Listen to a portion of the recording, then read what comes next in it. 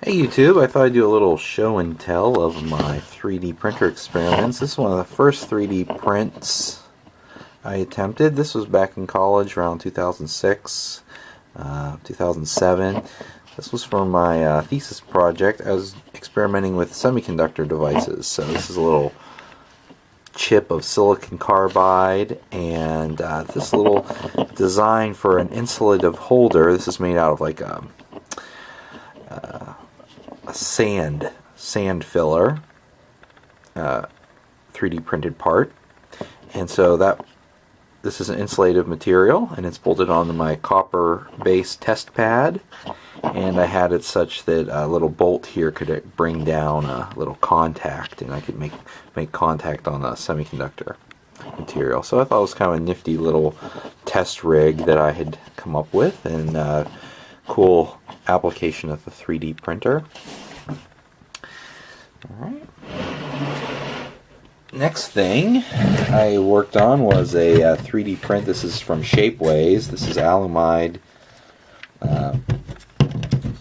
formed wiring harness. So like this would have been used with like a solar rail. This is a Unirac solar rail, and then I would have my my wire management bracket. It would bolt onto the side here, and then you could just sort of run your wires, because it's sort of a rat's nest of wires up there under the PV solar panels. So this was a little bracket I came up with that you could mount it onto the Unirac strut, and then it would just kind of manage the wires much better than zip ties. So it was an experiment I was tinkering with, and then you just sort of put this little metallic cover would protect the wires, so it would just slide in and out. Yeah. Little grooves for it.